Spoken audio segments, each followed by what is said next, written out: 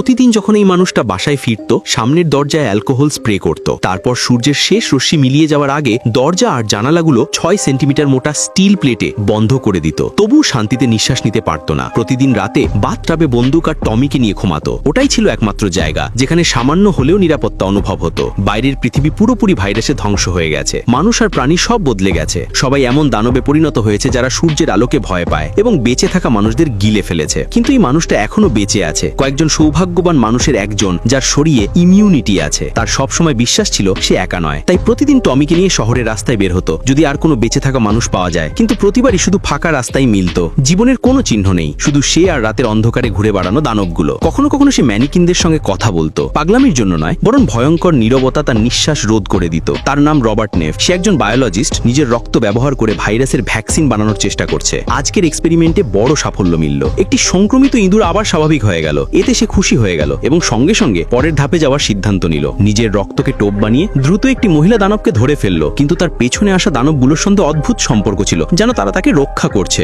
ভাগ্যক্রমে সূর্যের আলো তাদের কাছে আসতে বাধা দিল। দানবটিকে ল্যাবে এনে হিউম্যান ট্রায়াল শুরু করলো, কিন্তু ভ্যাকসিন তার উপর কোনো কাজ করলো না। সে অন্য দানবদের মতো চিৎকার আর তরপানি শুরু করলো। মাঝে পড়ে তাকে সিডেটিভ ইনজেকশন দিয়ে আইসোলেশন রুমে বন্ধ করতে হলো। কিন্তু সে বুঝতে পারেনি এটা তার জন্য বিশাল বিপদ ডেকে আনবে। পরের দিন যখন বেঁচে থাকা মানুষ খুঁজতে বের হলো, অদ্ভুত এক দৃশ্য দেখলো। দোকানের ম্যানিকিনগুলো রাস্তার মাঝখানে দাঁড়িয়ে আছে। এটা দেখে তার শরীরে ভয় চেপে বসলো, কারণ এটা অসম্ভব। প্রতিক্রিয়ায় ট্রিগার টিপে দিল। ম্যানিকিনগুলো সঙ্গে সঙ্গে মাটিতে পড়ে গেল। কিন্তু তখন অনেক দেরি হয়ে গেছে, কারণ এটা ছিল একটা ফাঁদ। তার মাথায় আঘাত লাগলো আর জ্ঞান হারিয়ে গেল। যখন চোখ খুলল, সূর্য ডুবে যাওয়ার সময় হয়ে এসেছে। অন্ধকার নামলেই দানবগুলো বের হয়ে আসবে। সে বাঁচার চেষ্টা করলো, কিন্তু পড়ে গিয়ে ছুরি দিয়ে উরু কেটে গেল। ব্যথায় চিৎকার করে উঠল আর সেই আওয়াজ গোটা শহরে ছড়িয়ে পড়ল। হঠাৎ এক দানব সংক্রমিত কুকুরগুলোকে ছেড়ে দিল। এখন কেবল সূর্যের আলোই তাকে বাঁচাতে পারত, কিন্তু সেটাও দ্রুত শেষ হয়ে আসছিল। ব্যথা সহ্য করতে করতে পিছিয়ে গিয়ে গাড়ির সিটে রাখা হ্যান্ডগানের দিকে হাত বাড়ালো। যেই না সূর্যের শেষ আলোটা মিলিয়ে গেল, সংক্রমিত কুকুরগুলো তার উপর ঝাঁপিয়ে পড়লো। তখনই টমি সামনে এসে দাঁড়ালো। সে তাড়াতাড়ি বন্দুক তুলে সবগুলি খরচ করে ফেললো। সব সংক্রমিত কুকুর মারা গেল, কিন্তু টমিকে কামড়ে দিয়ে ফেলেছিল।